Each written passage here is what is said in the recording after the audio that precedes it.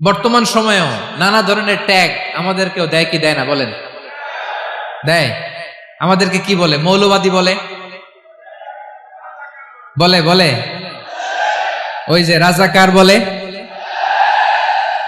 হ্যাঁ, রাজাকার রাজাকার খেলার দিন শেষ। মন মতো হইলে মুক্তিযোদ্ধা, মন মতো না হইলে রাজাকার, এই দিন শেষ। ওই দিন আর নাই, এই কার্ড দিয়ে আর খেলার দিন নাই। এগুলো মানুষ আর খায় না এখন, এগুলো গিলে না আর। সাধারণ মানুষ বড্ড সচেতন। দেখেন, কালের বিবর্তনে, সময়ের আবর্তনে একই পরিক্রমা আমাদেরকেও ট্যাগিং করে, আমাদেরকে মৌলবাদী বলে, ব্যাকডেটেড বলে, রাজাকার বলে, জঙ্গি বলে, যুদ্ধাপরাধী বলে। আছে না এরকম? ওয়াসবির আলা মা ইয়াকুলুন, নিজের সাথে মিলায় নেন, যা বলে ধৈর্য ধারণ করো। ওয়াহজুরহুম হাজরান জামিলা, জাস্ট ইগনোর দেম, ভালোভাবে ইগনোর করেন, খালাস, সালাম দিয়ে কেটে পড়েন। তাহলে প্রিয় ভাইরা, এই বিপদ আপদ আমাদের পিছু ছাড়বে না, পিছু ছাড়বে না। নবীদের পিছু ছাড়ে নাই, আমরা কোথায়? আমরা আর কি? বিপদ আমাদেরকে ধৈর্য ধারণ করতে হবে, মনোবল হারাইলে হবে না। তাহলে প্রিয় ভাইরা, এটাই জীবনের বাস্তবতা। সবর আমাদেরকে এখতিয়ার করতে হবে, হতাশ হওয়া যাবে না। অনেকে আমরা অল্পতে হতাশ হই। এই যে আমরা ধৈর্য ধারণ করছি, এর ফল পাচ্ছি না। দীর্ঘ 1.5 দশক ধরে ধৈর্য ধারণ করছেন না আপনারা? এখন মুক্তি, স্বাধীনতা, বিজয় এনে দিয়েছে কে? ধৈর্য ধারণ করুন। ধৈর্যের যে ফলাফল, এটা বড় মিষ্টি। আসসালামু আলাইকুম ওয়া রাহমাতুল্লাহি ওয়া বারাকাতুহু। আমরা শুরুতে আল্লাহ রাব্বুল ইজ্জা ওয়াল জালালের দরবারে শুকরিয়া জ্ঞাপন করছি, যিনি আজকে আমাদেরকে এরকম চমৎকার একটি পরিবেশে, চমৎকার একটি ইসলামিক কনফারেন্সে উপস্থিত হওয়ার সুযোগ করে দিয়েছেন। আমরা সবাই পড়ছি কালিমাতুশ শুকর, আলহামদুলিল্লাহ। সম্মানিত সুধী, আমরা এই পৃথিবীতে খুব অল্প একটা সময়ের জন্য, একটা ট্রানজিট পিরিয়ড কাটানোর জন্য বেসিকলি আমরা এই পৃথিবীতে এসেছি। আমরা কি চিরকাল এই পৃথিবীতে থাকবো বলেন তো? না, একটা ট্রানজিট পিরিয়ডে আমরা এসেছি, আবার চলে যেতে হবে। এই যে আমাদের জীবন, এই জীবনের জন্য বিপদ আপদ, পরীক্ষা, স্ট্রাগল, এটা অনিবার্য, এটা হবে। বিপদ নাই, কষ্ট নাই, আপদ নাই, অনিশ্চয়তা নাই, স্ট্রাগল নাই, এমনকি কেউ আছে এখানে? কেউ কি হাত তুলে বলতে পারবেন যে হুজুর আমার জীবনে কোনো বিপদ নাই, অথবা আমার জীবনে কোনো দুঃখ নাই, কষ্ট নাই, কোনো স্ট্রাগল নাই, কোনো রিস্ক নাই? এরকম সৌভাগ্যবান কেউ আছেন এখানে? তাহলে জীবনের জন্য পরীক্ষা, এটা অনস্বীকার্য, হবেই হবে পরীক্ষা। পৃথিবীর জীবনটাই এমন, এভাবেই এই লাইফকে ডিজাইন করা হয়েছে। পরীক্ষা থাকবে, এখানে বিপদ থাকবে, এগুলো উত্তীর্ণ হয়ে আপনাকে যেতে হবে। চির সুখ, চির শান্তি, এটাই পৃথিবীতে হয় না। চির সুখ এবং চির শান্তির জায়গা হচ্ছে জান্নাত। চির সুখ এবং চির শান্তি কোথায়? এটা জান্নাতের বৈশিষ্ট্য। চির সুখ, চির শান্তি, টেনশন নাই, ঝামেলা নাই, পরীক্ষা নাই, বিপদ নাই, রিস্ক নাই, স্ট্রাগল নাই। এটা হচ্ছে দ্য ফিচার্স অফ জান্নাত, জান্নাতের ফিচার। কিন্তু সমস্যাবাদে তখন যখন জান্নাতের ফিচার আমরা দুনিয়ায় খুঁজি, যেটা পাবো আমরা জান্নাতে, এটা খুঁজি কোথায়? এই তখনই সমস্যাবাদ। And this is the main problem. এটাই বড় সমস্যা। এই সমস্যার সমাধান কোথায়, এটা নিয়ে আজকে আমি কিছু কথা অ্যাড্রেস করবো ইনশাআল্লাহ। তো তাহলে আসুন শুনি জান্নাতের ফিচার কি। জান্নাতের কমন একটা ফিচার হচ্ছে জান্নাতে there will be no sickness in paradise. জান্নাতে কোনো অসুস্থতা থাকবে না, চিরসুস্থ। সুবহানাল্লাহ পড়েন। চিরসুস্থ, চির সবল, কেউ অসুস্থ হবে না জান্নাতে। জান্নাত হবে অ্যান্টি এইজিং, জান্নাতে বয়স বাড়বে না কারো, চির যৌবনা, চির যুবক, অ্যান্টি এজিং। আপনারা জানেন যে বর্তমান পৃথিবীতে অ্যান্টি এজিং ক্রিম পাওয়া যায় না? ক্রিম, কথা বুঝতেছেন? অ্যান্টি এজিং ক্রিম পাওয়া যায়। তারা বলে এই ক্রিম মাখলে চামড়ায় ভাঁজ পড়ে না। এটার দাম আছে কিন্তু অনেক। অ্যান্টি এজিং ক্রিম লাগায়, শ্যাম্পু ইউজ করে, অ্যান্টি এজিং অয়েল আছে, এটা দিলে নাকি চামড়ায় ভাঁজ পড়ে না। ইভেন ভারতের অনেক বড় একজন ব্যবসায়ী মুকেশ আম্বানি, নাম শুনছেন না, যে তার ছেলের বিয়ে হয়ে গেল। তো এই মুকেশ আম্বানির স্ত্রী নীতা আম্বানি, সে কিছুদিন আগে এক বটল গোল্ড ওয়াটার খেয়েছে, gold water, and it's cost $60,000 $60,000 দাম এক বোতল গোল্ড ওয়াটারের। কেন? ফর অ্যান্টি এজিং, যাতে বয়সের ছাপ গালে না থাকে। এখন বলেন, এভাবে কি আমাদের বয়সকে ধরে রাখা সম্ভব এই পৃথিবীতে? সম্ভব না, কারণ এই ফিচারটা দুনিয়ার ফিচার না, এটা জান্নাতের ফিচার। সুবহানাল্লাহ পড়েন। তাহলে জান্নাতে কেউ অসুস্থ হবে না, জান্নাত হবে চির যৌবন, চির যৌবনা। ওখানে আমরা যুবক থাকবো, প্রত্যেকে 33 বছরের যুবক যুবতী হয়ে জান্নাতে ঢুকবো। বিষ্ণু ইসলাম বলেন, আহলুল জান্নাতি জুরদা ওয়া মুরদা ওয়া আবনাউ সালাসিন ওয়া সালাসিন। জান্নাতে যারা যাবে শুভ্র দাড়িবিহীন, প্রত্যেকে হবে 33 বছর বয়সের। ওই যে 33 বছর বয়সে একবার ঢুকলেন, আর বয়স বাড়বে না, ওইটাই চিরকাল ওই বয়স পাবেন। জান্নাতের আরেকটা ফিচার হচ্ছে নো ফ্রাস্ট্রেশন, কোনো চিন্তা নাই, দুশ্চিন্তা নাই, হাইপার টেনশন নাই, সজীব প্রাণবন্ত। সুবহানাল্লাহ। জান্নাতের আরেকটা ফিচার হচ্ছে there is no expiry date in জান্নাত। এক্সপায়ারি ডেট আছে? জান্নাতে যে ঢুকবো 7 দিনের জন্য চেক ইন, নাকি? চেক ইন কয় দিনের জন্য? 7 দিন, 10 দিন পরে চেক আউট করে ফেলবে, এরকম না। নো এক্সপায়ারি ডেট, আজীবন। একবার এন্ট্রি পেলে বের হওয়ার টেনশন নাই। আল্লাহু আকবার। তাহলে no expiry date, rather it's eternal, আজীবন থাকবেন, খালিদিনা ফিহা, চিরকাল থাকবেন। এবং জান্নাতের সবচাইতে গুরুত্বপূর্ণ ফিচার হচ্ছে there will be no death in জান্নাত। জান্নাতে আপনার আর মৃত্যু হবে না, মৃত্যুর বিদায় হবে। তার মানে আপনি অমর হবেন। তাহলে আপনি চির সুস্থ, চির সবল হবেন জান্নাতে, চির যুবক থাকবেন, প্রাণবন্ত থাকবেন, আপনি অমর হবেন, আপনি জান্নাতে মরবেন না। জান্নাতীরা যখন জান্নাতে যাবে, ফেরেশতারা ডেকে বলবে, ইয়া আহলাল জান্নাতি ইন্না লাকুম আন তাসিহু ফালা তাসকামু আবাদা। জান্নাতীরা চিরকাল সুস্থ থাকবা, অসুস্থ হবা না। ইন্না লাকুম আন তাশিব্বু ফালা তাহরামু আবাদা, তোমরা শাবাব থাকবা, বুড়া হবা না। ওয়া ইন্না লাকুম আন তাহইয়াউ ফালা তামুতু আবাদা, চিরকাল বেঁচে থাকবা, মরবা না। এবং সেদিন জান্নাতে মৃত্যু দেয়া হবে, মৃত্যু দেয়া হবে। ইউতাল মাউতু বিকাবশিন আমলাহ, একটা ছাগলের আকৃতিতে মৃত্যুকে আনা হবে। ফায়ুযবাহুল মাউত, মৃত্যুকে জবাই দেয়া হবে। এবার জান্নাতীরা তাকিয়ে থাকবে, ফেরেশতারা বলবে, ইয়া আহলাল জান্নাতি খুলুদুন ফালা মাউত, হে জান্নাতীরা চিরকাল এই জান্নাতে থাকবে। তাহলে জান্নাতের ফিচার পাইছেন। এখন কোন বোকা যদি এই ফিচার দুনিয়ায় খোঁজে, পাবে? পাবে না, কারণ দুনিয়ার ফিচার আলাদা। দুনিয়ার ফিচার কি? এই দুনিয়াতে বিপদ আসবে, কষ্ট আছে দুনিয়াতে, হতাশা আছে, ভয় আছে, অসুস্থতা আছে, বার্ধক্য আছে, এবং এই দুনিয়ার একটা এক্সপায়ারি ডেট আছে না? দ্য ডে ইউ ডাই, যেদিন আপনি মারা যাবেন, এটা আপনার এক্সপায়ারি ডেট। চলে যেতে হবে, চলে যেতে হবে। এই পৃথিবীতে মৃত্যুর অস্তিত্ব আছে। সবকিছু থমকে দিয়ে, আপনাকে চমকে দিয়ে মৃত্যু চলে আসবে, ঠিক কিনা বলেন?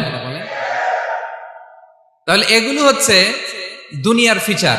এই দুনিয়াতে বিপদ আপদ, কষ্ট, ঝুঁকি, স্ট্রাগল, বার্ধক্য, অসুস্থতা, এগুলো নিয়ে আমাদেরকে টিকে থাকতে হয়।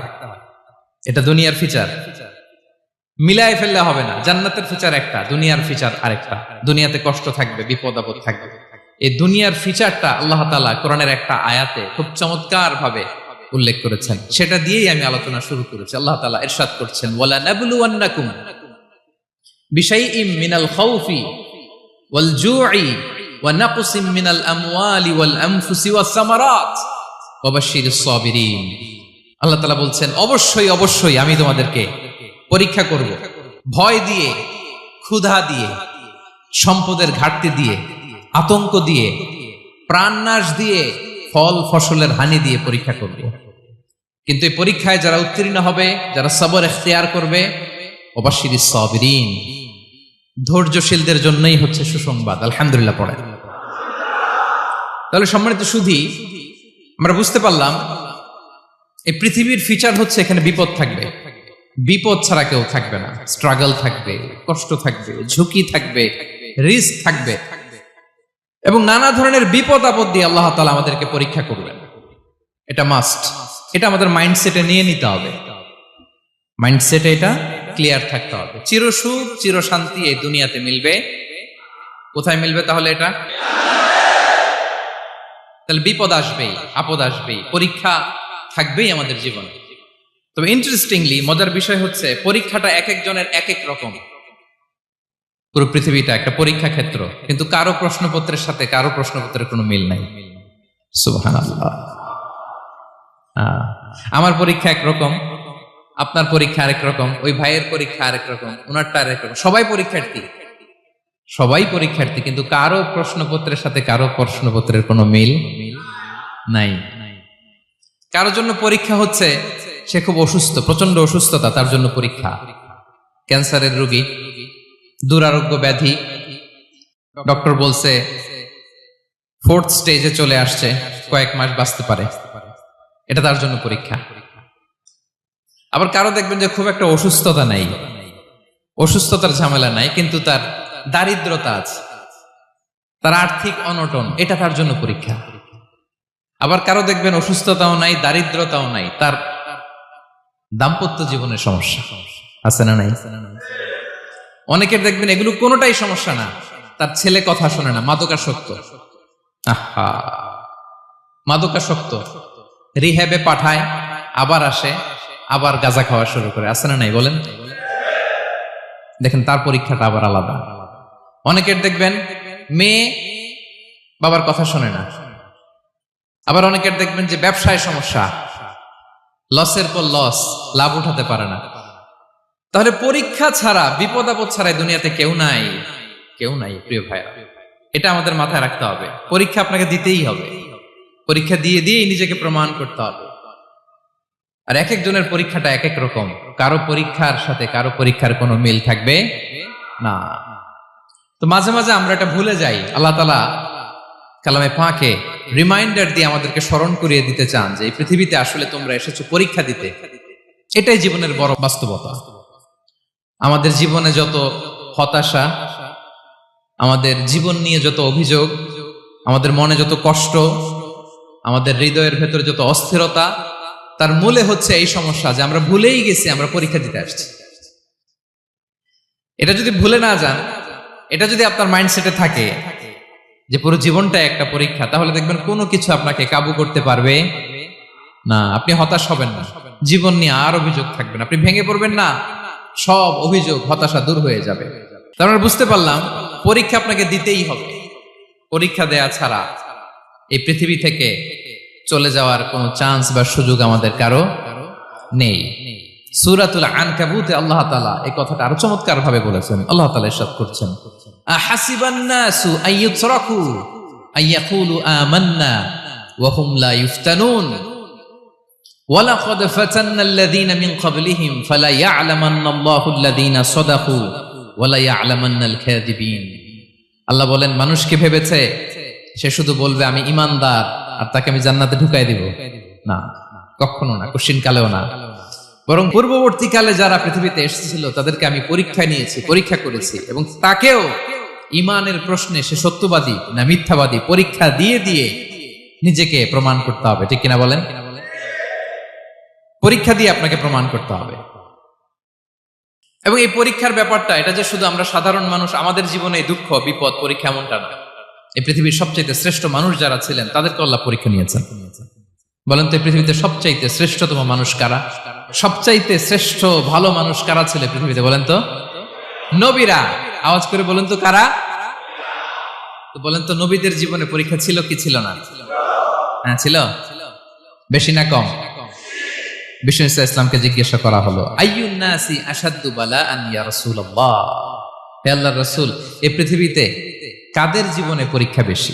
বিষ্ণু ইসলাম বললেন, আল আম্বিয়া, নবীদের জীবন। আল আম্বিয়া সুম্মাল আমসাল ফাল আমসাল, সবচাইতে জীবনে পরীক্ষার সম্মুখীন সবচাইতে বেশি হয়েছেন নবীরা। তারপরে নবীদের পরবর্তী অবস্থান যাদের, সিদ্দিকিন যারা, সোহাদা যারা, সলিহিন যারা, আল্লাহওয়ালা যারা, তাদের জীবনে পরীক্ষা বেশি। ইউবতালার রাজুলু আলা হাসাবি দীনি, ব্যক্তির দিনদারি যত বেশি তার জীবনে আল্লাহর পরীক্ষাও তত বেশি। আপনি আল্লাহওয়ালা হবেন, আপনার জীবনে পরীক্ষাও অনেক বেশি। এজন্য ইমানদার হওয়া যেমনি মর্যাদার, ইমানদারের জীবনে পরীক্ষাও হবে অনেক বেশি। এবং পরীক্ষা যত বড়, খেয়াল রাখতে হবে, মন খারাপ করার কোনো সুযোগ নেই। পরীক্ষা যার জীবনে যত বড়, সেটাতে সফল হতে পারলে ওটার প্রতিদানও বড়। পরীক্ষা যত বড়, এটাতে সাকসেস হইতে পারলে এটার রিওয়ার্ডও তত বড়। বিষ্ণু ইসলাম বলেন, ইযামুল জাযাই মাআ ইযামিল বালা, বালা যত বড়, জাযাও তত বড়, প্রতিদানও তত বড়। কারণ নবীদের জীবনে যদি খেয়াল করেন, দেখবেন যেই নবীর জীবনে পরীক্ষা যত বেশি, সেই নবীর জীবনে সফলতাও তত বেশি। সাইয়েদনা ইব্রাহিম আলাইহিস সালামের কথাটা একটু খেয়াল করেন তো, বলেন তো ওনার জীবনে পরীক্ষা কেমন ছিল, বেশি না কম? ওনার জীবনের পরীক্ষা থেকেই তো আমরা এই শব্দটা ব্যবহার করি, আমরা বলি অগ্নি পরীক্ষা। কি বলি? মানে আগুনে নিক্ষেপ করা হয়েছে সাইয়েদনা ইব্রাহিম আলাইহিস সালামকে, তাও স্বাভাবিকভাবে না, উলঙ্গ করে, ন্যাকেট করে ওনাকে অপমানিত করবার জন্য ওনার গায়ের জামা কাপড় খুলে উলঙ্গ অবস্থায় আল্লাহর খলিল সাইয়েদনা ইব্রাহিম আলাইহিস সালামকে অগ্নিকুণ্ডে নিক্ষেপ করা হয়েছিল। এরকম এক্সপেরিয়েন্স এই অডিটোরিয়ামের ভেতরে আমাদের কখনো হয়েছে? তাইলে সাধারণ মানুষের জীবনের পরীক্ষা আর নবীদের জীবনের পরীক্ষার মধ্যে পার্থক্য আছে না নাই? ওই পরীক্ষায় উনি পাশ করে ফেললেন। 86 বছর পর্যন্ত আল্লাহর কাছে দোয়া করলেন, আল্লাহ আমাকে একটা নেককার সন্তান দাও। আল্লাহ সন্তান দেয় না। 86 বছর পরে আল্লাহ তাআলা সাইয়েদনা ইব্রাহিম আলাইহিস সালাম এবং হাজারের ঘরকে উজালা করে সন্তান দিলেন। সাইয়েদনা ইসমাঈল আলাইহিস সালাম পৃথিবীতে আসলেন কত বছর বয়সে? 86 বছর বয়সের এখানে কেউ আছেন? হ্যাঁ, আছি আমরা? কেউ নাই। 86 বছর বয়সে প্রথম সন্তান পেয়েছে। তাদের ঘরকে উজালা করে আল্লাহর নবী সাইয়েদনা ইসমাঈল আলাইহিস সালাম আসলেন। এবার আল্লাহ বললেন, যাও স্ত্রীকে আর এই কলিজার টুকরা সন্তানকে, থাকো তো প্যালেস্টাইনে, প্যালেস্টাইন থেকে ১,৫০০ কিলোমিটার দূর, দ্য ব্যারেন ল্যান্ড, ওই মক্কার ধুধুমরু প্রান্তরে রেখে আসো, যেখানে কেউ নাই, মানুষ নাই, গাছ নাই, পাখি নাই, পানি নাই, যাও রেখে আসো। আচ্ছা বলেন তো, ৮৬ বছর পরে যে লোকটা সন্তান পেল, বুঝে শুনে উত্তর দিয়েন, ৮৬ বছর পরে যে লোকটাকে আল্লাহ তাআলা সন্তান দিল, তার হৃদয়ে ওই সন্তানের জন্য মায়া বেশি না কম? এমনি তো আমাদের প্রথম সন্তানের হিস্ট্রিটা একটু খেয়াল করেন তো। প্রথম আমাদের যে মেয়ে হয়েছিল বা যাদের ছেলে হয়েছিল, তার প্রতি আদর, সোহাগ, দরদ, ভালোবাসা, আল্লাহ কত ছিল। আর ৮৬ বছর বয়স আল্লাহ তাআলা ওনাকে সন্তান দিলেন, দিয়ে বললেন, যাও হাজারকে আর ইসমাঈলকে মক্কার ধুধুমরু প্রান্তরে রেখে আস। আল্লাহ তাআলা বলতে দেরি, চলে যেতে দেরি নাই, মুহূর্তে উনি রওনা হয়ে গেলেন। সুবহানাল্লাহ পড়বেন না? রেখে আসলেন মক্কার ধুধুমরু প্রান্তরে। এবার আল্লাহ বললেন, যাও রিটার্ন ব্যাক টু প্যালেস্টাইন, প্যালেস্টাইনে চলে যাও। চলে গেলেন, হৃদয়টা ভেঙে খান খান। অনেক বছর পরে আল্লাহ তাআলা আবার অনুমতি দিলেন, যাও এবার ছেলেকে দেখে আসতে পারো, যাও প্যালেস্টাইন থেকে আবার মক্কায় যাও। সাইয়েদনা ইব্রাহিম আলাইহিস সালাম প্যালেস্টাইন থেকে আবার ১,৫০০ কিলোমিটার পথ পাড়ি দিয়ে, এখনকার মতো ফ্লাইটে যায় না, গাড়িতেও না, উটে করে। কিসে করে? উনি যে কতবার মক্কা থেকে ফিলিস্তিন এসেছেন আর গিয়েছেন, কোন ইয়ত্তা নাই, হিসাব নাই। গেলেন, এবার ছেলেটা হাঁটতে পারে, দৌড়াতে পারে, একটু একটু কথা বলতে পারে, আব্বু আব্বু ডাকতে পারে। কেমন মায়া লাগে বলেন তো? মায়া ভালোবাসায় যখন টইটম্বুর, ঠিক ওই মুহূর্তে আল্লাহ বললেন, ছেলেকে জবাই করো, জবাই করো ছেলেকে। আল্লাহ তাআলা বলতে দেরি করেছেন, আল্লাহর আদেশ পালনে ১ সেকেন্ডও তিনি দেরি করেন নাই। ছুরি চালালেন, জান্নাত থেকে দুম্বা নিয়ে আসা হলো। এভাবে আল্লাহর নবী ইব্রাহিম আলাইহিস সালাম উনার জীবনের প্রতিটি ক্ষেত্রে যেখানে আল্লাহ তাআলা উনাকে পরীক্ষা নিয়েছেন, উত্তীর্ণ হয়েছেন। এবং দেখেন উনাকে আল্লাহ তাআলা কি উপহার দিলেন। আল্লাহ তাআলা উনাকে খলিলুল্লাহ উপাধি দিলেন, আল্লাহর বন্ধু। সুবহানাল্লাহ বলেন। আল্লাহ তাআলা বলছেন, ওয়া ইযি বিতালা ইব্রাহিম রাব্বুহু বিকালিমাতিন ফাআতাম্মাহুন, ক্বালা ইন্নী জাইলুকা লিন-নাসি ইমামা। আল্লাহ অনেকগুলো পরীক্ষা নিয়েছিলেন সাইয়েদনা ইব্রাহিম আলাইহিস সালাম, প্রতিটা পরীক্ষায় সাকসেসফুলি পাস করেছেন, গোল্ডেন এ প্লাস। আল্লাহ বলেন ইন্নী জাইলুকা লিন-নাসি ইমামা, I'm gonna make you the leader for the entire human being. I'm gonna appoint you as a leader for the entire universe. গোটা বিশ্বের জন্য, গোটা মানবতার জন্য আমি তোমাকে লিডার বানায় দিলাম। ইযামুল জাযাই মা'a ইযামিল বালা। পরীক্ষা যত বড়, ওই পরীক্ষায় পাশ করলে ওইটার ফলাফল ও প্রতিদানও বড়। তাহলে দেখেন প্রিয় ভাইরা, সাইয়েদনা ইব্রাহিম আলাইহিস সালামের জীবনে পরীক্ষার কোনো শেষ ছিল না। আমি আপনি কোথায়? আল্লাহর খলিলের জীবনে যদি এত পরীক্ষা থাকতে পারে, আমি আপনি কোথায় বলেন তো? এবার বলেন, সাইয়েদনা মূসা আলাইহিস সালাম, ওনার জীবনে তো কোনো পরীক্ষার ছিল না। হ্যাঁ, গুণে শেষ করতে পারবেন? জন্মটাই তো হয়েছে পরীক্ষার মধ্য দিয়ে। মিশরের ছেলে সন্তান হইলেই ফেরাউন বলছে জবাই করো। ওনার মা এরকম সিন্ধুকে করে ভাসায় দিলেন নীল নদীতে। আল্লাহু আকবার! কি একটা রোমাঞ্চকর পরিস্থিতির মধ্য দিয়ে আল্লাহ তাআলা ওনাকে বাঁচালেন। সুবহানাল্লাহ। জন্মই হয়েছে পরীক্ষার মধ্যে দিয়ে। বড় হইলেন, ফেরাউনের ভয়ে দেশ ত্যাগ করলেন, মিশর থেকে মাদিয়ান। আবার আল্লাহর আদেশে যখন ফিরে আসলেন, আবার ফেরাউনের সাথে তর্ক বিতর্ক, যুদ্ধ। একটা রাত আল্লাহ নবী মূসা আলাইহিস সালাম শান্তি মতো মিশরে ঘুমাতে পারে নাই। একটা রাত। শেষ পর্যন্ত এই ফেরাউন মূসা আলাইহিস সালামকে ধাওয়া করেছে। ফেরাউনের ধ্বংসের আগ পর্যন্ত সে মূসা আলাইহিস সালামকে ধাওয়া করেছে। তার মানে মূসা আলাইহিস সালাম এই বিপদ আপদ পরীক্ষা এগুলো থেকে মুক্তি পান নাই। এবার বলেন ঈসা আলাইহিস সালামের কথা। ওনার জীবনে তার পরীক্ষা ছিল না। কি পরীক্ষা ছিল? হ্যাঁ, আল্লাহু আকবার। Same scenario goes to the biography of every messenger in the world. পৃথিবীর সব নবীর ক্ষেত্রে একই ঘটনা ঘটেছে। সাইয়েদনা ঈসা আলাইহিস সালাম দাওয়াত যখন দিলেন, ওনার বিরোধিতা শুরু হলো, ওনাকে হত্যার ষড়যন্ত্র হলো। ইভেন কি ওনাকে মারার জন্য বনি ইসরায়েলেরা উদ্ধত হলো, জানে বাঁচবার জন্য পালালেন। এক ঘরে ঢুকলেন, চারদিক দিয়ে ঘেরাও করলো। উনি দরজা জানালা লাগাই দিলেন। ওরা বললো একজন দরজা ভেঙে জানালা ভেঙে ভিতরে ঢুকো, ঢুকে দেখো বেটা ঈসা কি করে। একজন ভিতরে ঢুকছে, ঢুকার সাথে সাথে বল রাফাআহুল্লাহু ইলাইহি, আল্লাহ তাআলা ঈসা আলাইহিস সালামকে উপরে উঠায় নিল। আর যেই লোকটাকে তারা ভিতরে ঢুকালো, তার চেহারাকে আল্লাহ তাআলা ঈসা আলাইহিস সালামের চেহারার মতো করে দিলেন। এবার তার বাইরের সাথীরা বলে, ঘটনা কি? বেটা ঈসাও বেরোয় না, আমাদের লোকটাও বেরোয় না, সবাই ঢুক। দরজা ভেঙে ভেতরে ঢুকে দেখে ঈসা দাঁড়ায় আছে। বলেন তো, এটা ঈসা না মিসা? এটা কি আসল ঈসা? ওমা কতালু ওমা সলাবু ওয়ালাকিন শুব্বিহা লাহুম। আল্লাহ বলে, তোমরা আমার নবী ঈসাকে হত্যাও করতে পারো নাই, শুলেও চড়াতে পারো নাই। আমি সেফটি সিকিউরিটি দিয়ে আমার নবী ঈসা আলাইহিস সালামকে আকাশে তুলে নিয়েছি। তাহলে ওনার জীবনও পরীক্ষার শেষ ছিল না। এবার যদি আমরা বিশ্বনবী সাল্লাল্লাহু আলাইহি ওয়াসাল্লামের জীবনের দিকে তাকাই, ওনার জীবনটা দেখেন তো। আমাদের পেয়ারা নবী বিশ্বনবী মুহাম্মদুর রাসূলুল্লাহ সাল্লাল্লাহু আলাইহি ওয়াসাল্লাম, ওনার জীবনে কি স্ট্রাগল ছিল? স্ট্রাগল। মাক্কি জীবনের কথা যদি একটু খেয়াল করেন, দেখেন তো 3 বছর শিয়াবে আবি তালেবে জেল খেটেছেন, না খেয়েছিলেন। ওনার বংশের লোকেরা প্রথমে ছাগল খেয়েছে, ছাগলগুলো যখন শেষ, ছাগলের চামড়াগুলো শুকিয়ে ওইটা খাইছে।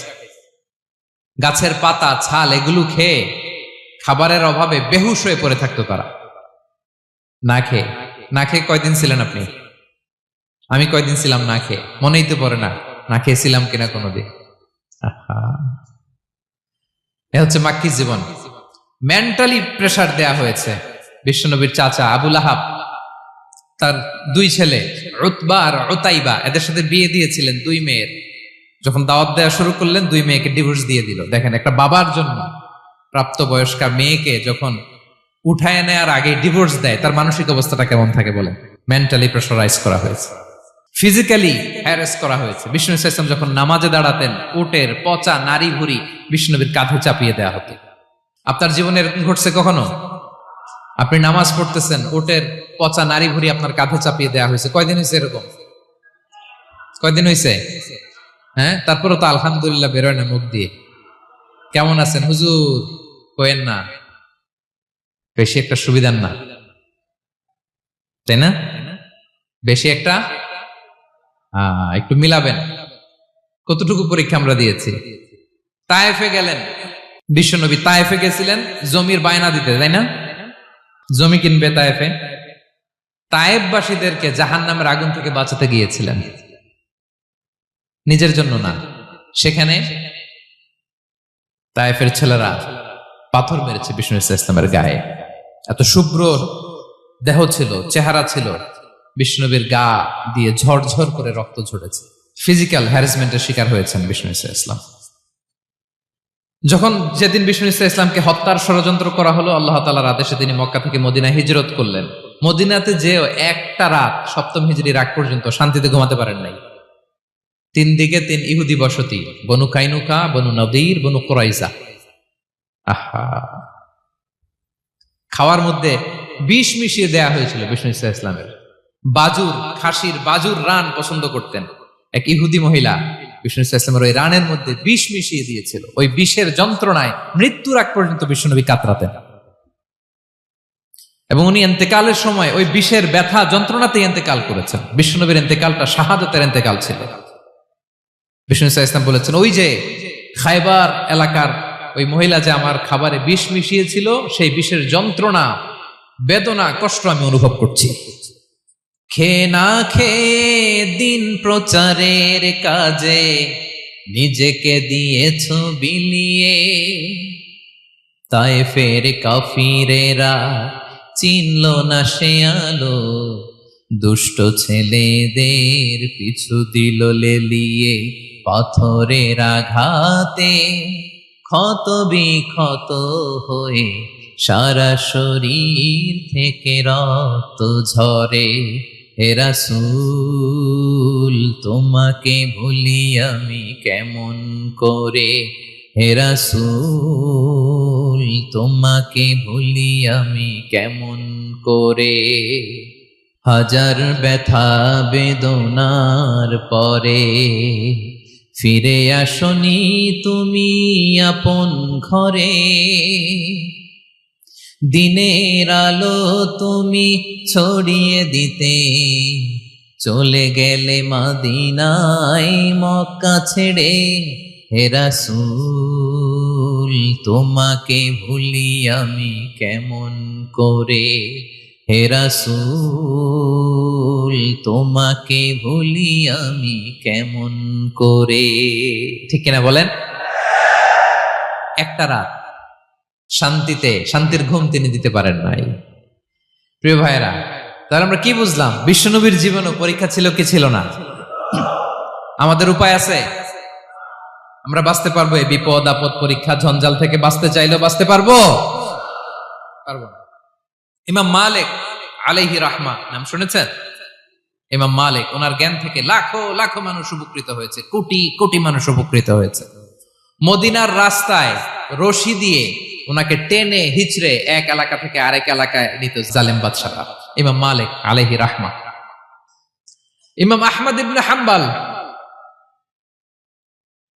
ওনাকে বেত্রাঘাত করা হতো, চাবুক দিয়ে পেটানো হতো। আল ইমাম আল আযম আবু হানিফা আলাইহি রাহমা, ওনাকে কারাবন্দী করা হয়েছিল।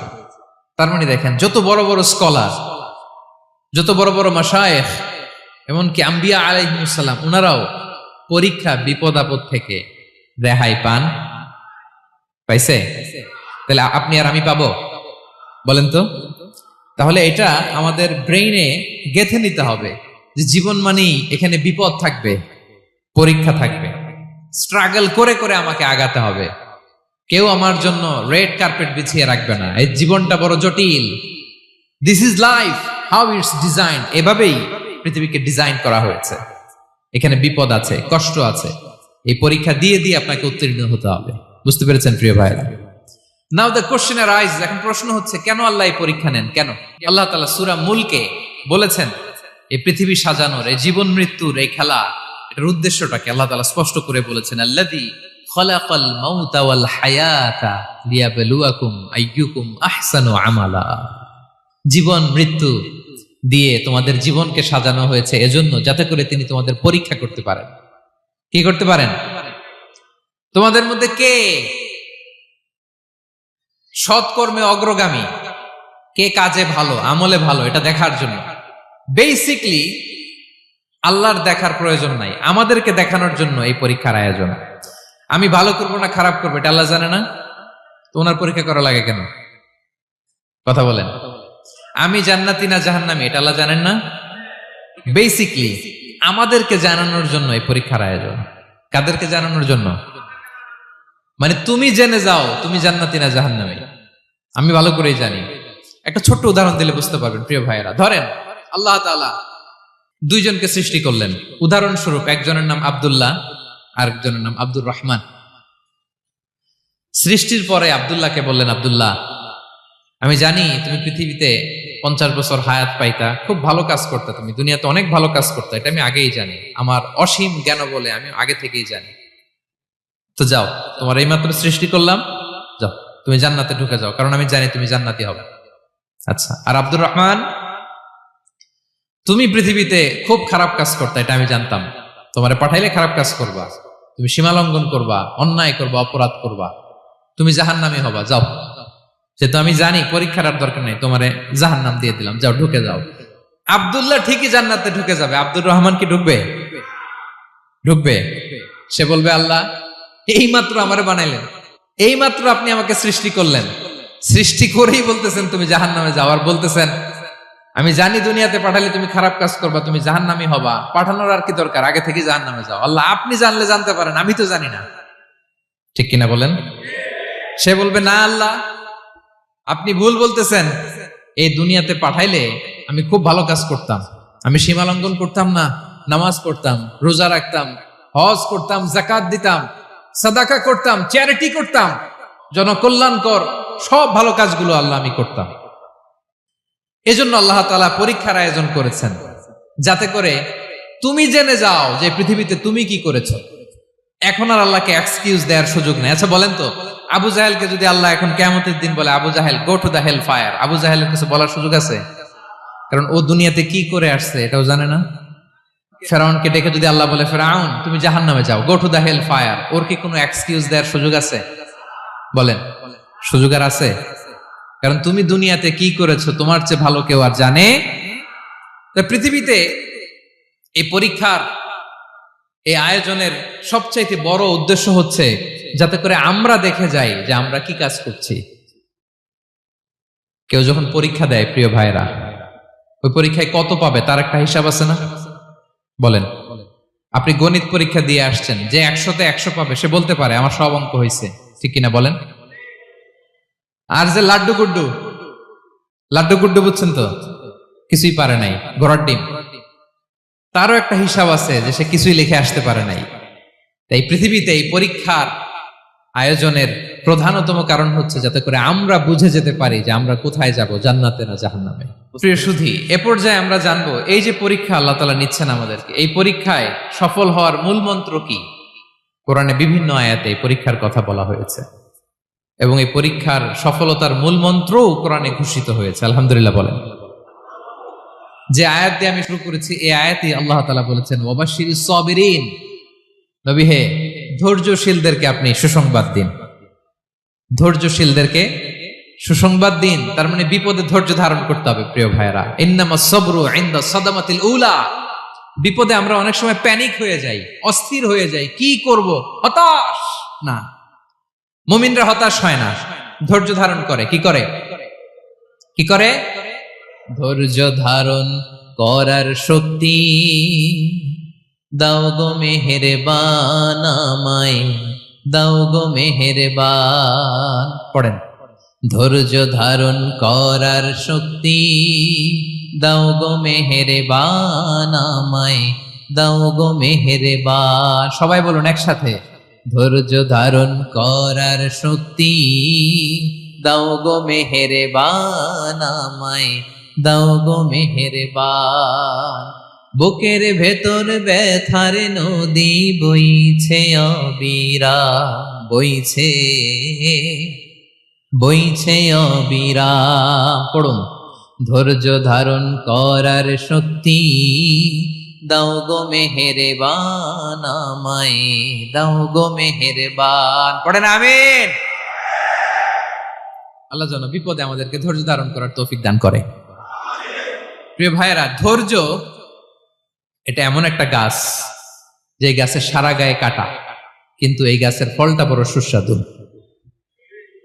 আই রিপিট, আমি আবার বলছি, ধৈর্য এটা এমন একটা গাছ যে গাছের সারা গায়ে কাটা, কিন্তু ফলটা বড় মিষ্টি, ফলটা বড় সুস্বাদু। সবাই ধৈর্য ধারণ করতে পারে না। বিষ্ণু ইসলামকে আল্লাহ তাআলা নানা সময় আশ্বস্ত করেছেন, সান্ত্বনা দিয়েছেন, আর ধৈর্যের বাণী শুনিয়েছেন। আল্লাহ বলেন, ফাসবির কামা সবারা উলুল আজমি মিনার রাসূল। নবী হে, আপনার আগে দৃঢ় প্রত্যয়ী নবীরা যেরকম ধৈর্য ধারণ করেছে, আপনিও ধৈর্য ধারণ করুন। সূরাতুল মুজাম্মিল আল্লাহ তাআলা বলছেন, ওয়াসবির আলা মা ইয়াকুলুনা ওয়াহজুরহুম হাজরান জামিলা। ওরা যাই বলুক, আপনি ধৈর্য ধারণ করুন, ওদের কথাকে ইগনোর করুন। Just ignore what they are saying to you. যা বলে আপনি জাস্ট ইগনোর করেন। ওরা বিষ্ণু ঈসা ইসলামের মনোবলকে ভেঙে দেওয়ার জন্য কখনো বিষ্ণু ঈসা ইসলামকে কবি বলে গালি দিত। কবি কি বলতো? শায়ের। কখনো বলতো মজনুন, পাগল। নাউজুবিল্লাহ পড়বেন না? পাগল বলে গালি দিত। মাঝে মাঝে বলতো কাহিন, গণক। মাঝে মাঝে বিষ্ণু ঈসা ইসলামকে তারা বলতো আবতার, লেস কাটা। মুহাম্মদ, তোমার ছেলে নাই, তোমার বংশ নির্বংশ হয়ে গেছে, তোমার নাম নেয়ার মতো কেউ নাই। কপাল পোড়া। গোটা বিশ্বব্যাপী বিষ্ণু ঈসা ইসলামের সুনাম সুখ্যাতি ছড়িয়ে দিয়েছে কে? আকাশ বাতাস মাড়িয়ে, সাত আকাশ ছাড়িয়ে আল্লাহর আরশ পর্যন্ত আল্লাহ তাআলা বিষ্ণু নবীর সুনাম সুখ্যাতিকে সুউচ্চ করেছেন। ঠিক কিনা বলেন? ইগনোর করুন। আপনাকে কবি বলে, গণক বলে, আপনাকে পাগল বলে, আপনাকে লেসকাটা বলে, জাস্ট ইগনোর দেন। বর্তমান সময়েও নানা ধরনের ট্যাগ আমাদেরকেও দেয় কি দেয় না বলেন? দেয়। আমাদেরকে কি বলে? মৌলবাদী বলে, বলে বলে ওই যে রাজাকার বলে। রাজাকার রাজাকার খেলার দিন শেষ। মন মতো হইলে মুক্তিযোদ্ধা, মন মতো না হইলে রাজাকার, এই দিন শেষ। ওই দিন আর নাই। এই কার্ড দিয়ে আর খেলার দিন নাই।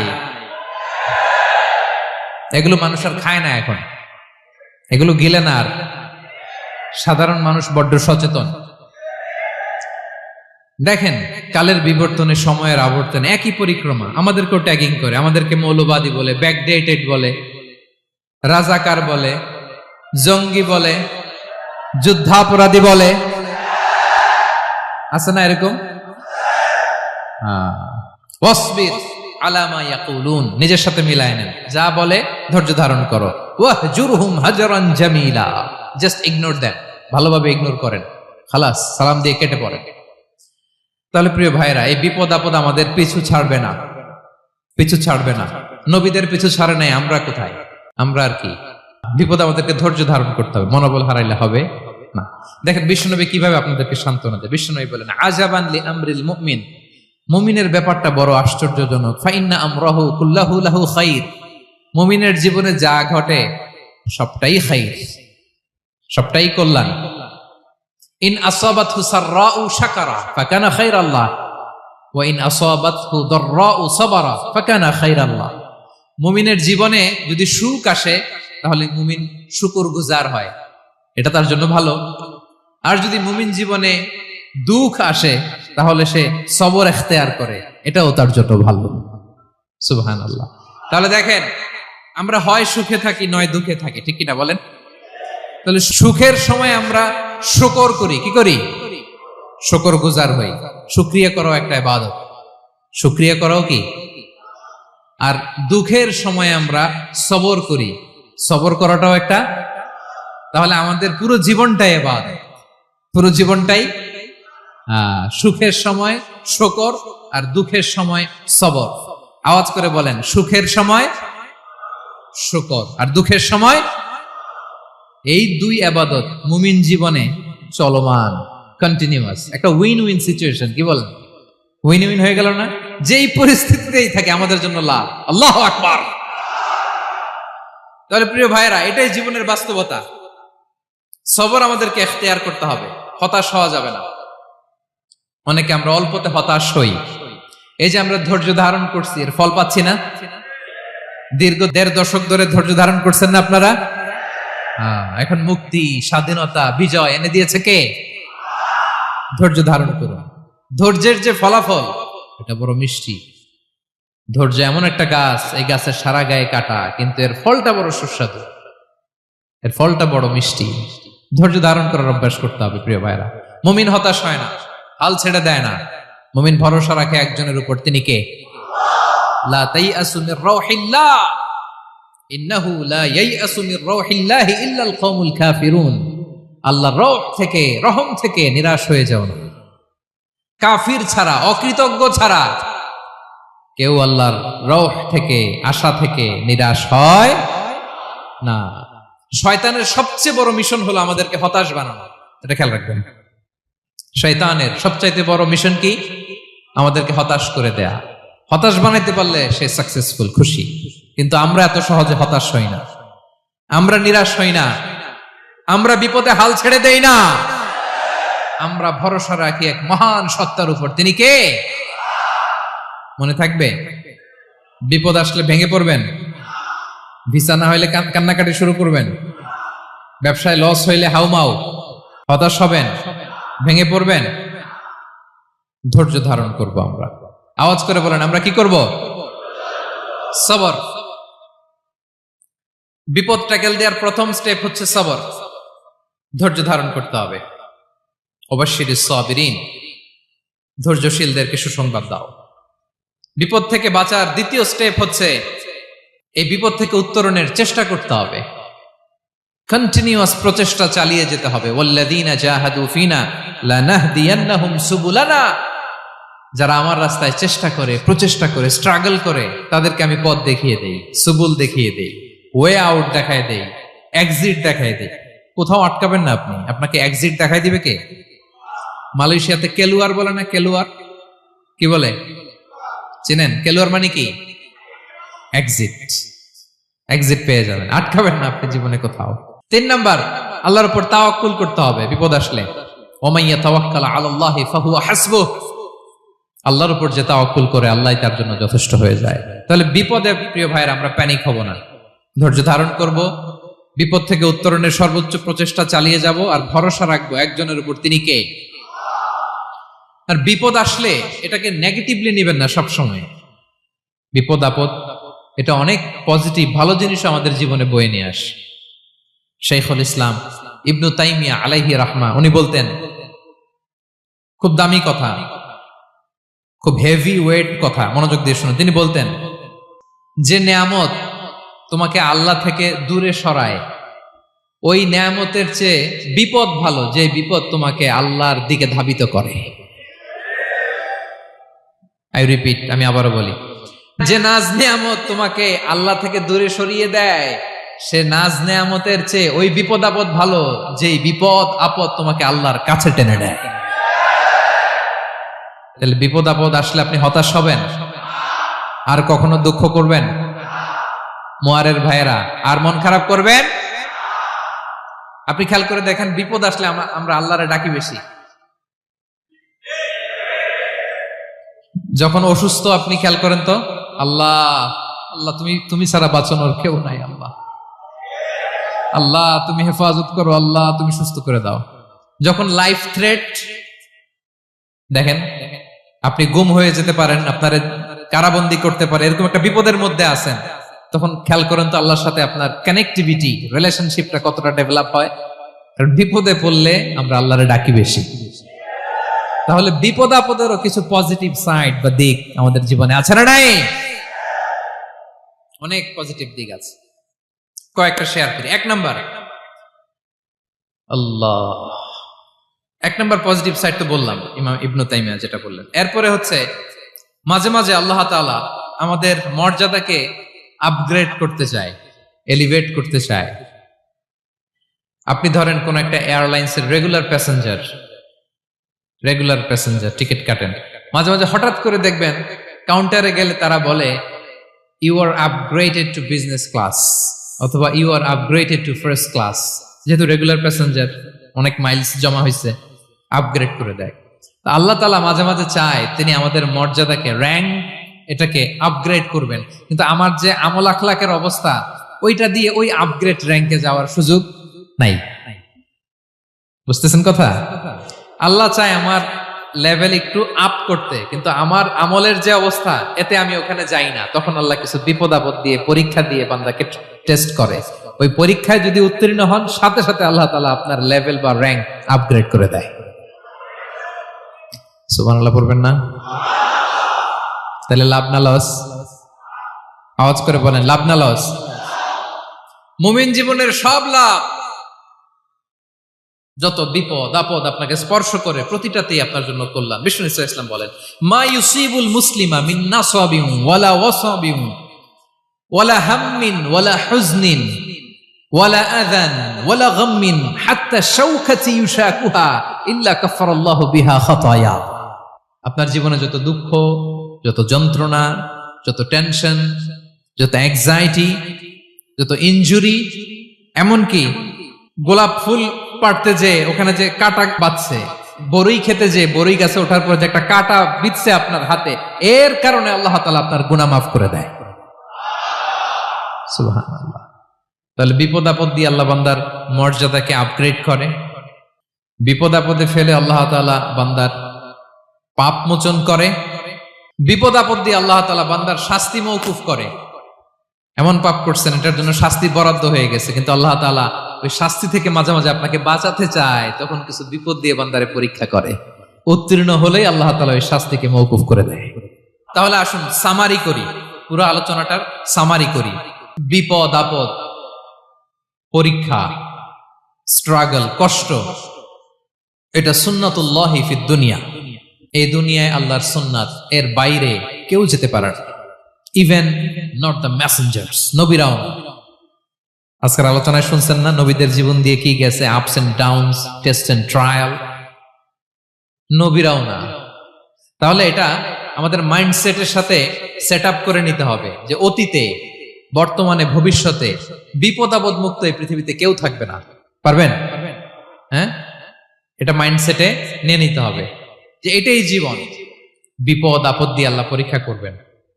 এটাই পৃথিবী। চির সুখ, চির শান্তি এই পৃথিবীতে খুঁজলেই পাওয়া যায় না। শুরুতে বলছিলাম না, চির সুখ, চির শান্তি। বলেন তো এটা কি দুনিয়ার ফিচার না জান্নাতের ফিচার? জান্নাতের ফিচার দুনিয়ায় খুঁজলে পাওয়া যাবে? যাবে না। তাহলে আজকের আলোচনার 1 নাম্বার লেসন হচ্ছে বিপদ আপদ এটা সুন্নাতুল্লাহি ফিদ দুনিয়া। এই দুনিয়া আল্লাহর সুন্নাত, এটা থেকে মুক্তি পাওয়ার কোনো সুযোগ নাই, নবীরাও পায় নাই। 2 নাম্বার লেসন, বাঁচার যেহেতু সুযোগ নাই, we have to face it with patience, intellect and tawakkul. বিপদে অস্থির হওয়া যাবে না, এটাকে ফেস করতে হবে উইথ পেশেন্স, ধৈর্যের সাথে। বিপদ আমরা মোকাবেলা করব কিসের সাথে? ধৈর্য। প্যানিক হবেন না, অস্থির হবেন না, ধৈর্য ধারণ করবেন। উইথ ইন্টেলেক্ট, আল্লাহর দেয়া আপনার ইন্টেলেক্ট খাটিয়ে এই বিপদ উত্তরণের সর্বান্তকরণের চেষ্টা প্রচেষ্টা আপনার চালায় যেতে হবে। আর সবশেষে আত-তাওয়াক্কুল আলাল্লাহ, ডিপেন্ডিং অন আল্লাহ, ভরসা করব কার উপর? আল্লাহর উপর। পারা যাবে তো? আচ্ছা, 2টা লেসন গেল। 3 নাম্বার লেসন হচ্ছে আমাদের ছেলে মেয়েদেরকে we have to educate our child regarding the test and trial in this দুনিয়া। দুনিয়ার এই বিপদ আপদের ব্যাপারে আমাদের ছেলে মেয়েদেরকে শেখাতে হবে, বুঝাতে হবে। ওরা ছোট মানুষ তো অস্থির হয়ে যায়, আব্বু আমার সাথে কেন এমন হয়, আমারই শুধু পেন্সিল চুরি হয়, আমারই শুধু এটা হয়, আমি পরীক্ষায় খারাপ করি, আমি ব্যথা পাই, আমার এই আমার সেই। ছোট মানুষ তো বুঝে না। ওরা বুঝাইতে হবে যে বাবা, this is the essence of life, এটাই জীবন। এটাই কি এই লাইফ হ্যাকস গুলো তাদেরকে শেখাইতে হবে। ডোন্ট বি প্যানিক, প্যানিক হওয়া যাবে না। This is how life is design, এটাই জীবন। বিপদ আপদ আসবে, এটাকে মেনে নিতে হবে, ছেলে মেয়েদেরকে শিখাইতে হবে, তাহলে তারাও প্যানিক হবে না। পারবেন তো ইনশাআল্লাহ? আচ্ছা, 4 নাম্বার লেসন হচ্ছে যেটা আমরা জানলাম, এই বিপদ আপদ সবসময় আমাদের জন্য খারাপ না। সামটাইমস ইট ব্রিংস খায়ের for us if dealt properly. ঠিক মতো বিপদকে ডিল করতে পারলে এটা আসলে আমার জন্য আখেরে কল্যাণই বয়ে নিয়ে আসে। কি বলেন, তাই না? কল্যাণ বয়ে নিয়ে আসে। সব শেষ কথা হলো আমরা যেন এই বিপদগুলোকে প্রপারলি ডিল করতে পারি, আমরা যেন সবর এখতিয়ার করতে পারি, আল্লাহর কাছে চাইতে হবে, দোয়া করতে হবে, কারণ তৌফিক দেওয়ার মালিক কে? আল্লাহর কাছে যেন আমরা কায়মনোবাক্যে প্রার্থনা করতে পারি, আল্লাহ এই বিপদকে যেন আমরা ডিল করতে পারি উইথ সাবর, উইথ ইন্টেলেক্ট, উইথ তাওয়াক্কুল। আসল হাতিয়ার হচ্ছে এটা, দোয়া। আল্লাহর কাছে চাইবেন, মনোযোগের সাথে চাইবেন, আন্তরিকতার সাথে চাইবেন। উদউল্লাহ ওয়া আনতুম মুকিনুনা বিল ইজাবা। বিষ্ণু বলেন এমন ভাবে চাও যেন তুমি অনেকটা কনফার্ম যে তোমার দোয়া আল্লাহ কবুল করবেনই, এমন ভাবে চাও। অনেকে রোবোটিক দোয়া করে। রোবোটিক দোয়া মানে দোয়ার মধ্যে প্রাণ নাই, ধ্যান নাই, মন নাই, আগ্রহ নাই, ভালোবাসা নাই। ওই দোয়া আল্লাহ কবুল করে না। মনোযোগ দিয়ে চাইতে হবে চাওয়ার মতো, তাহলে আল্লাহ তাআলার পক্ষ থেকে তৌফিক পাওয়া যাবে। পারা যাবে তো ইনশাআল্লাহ।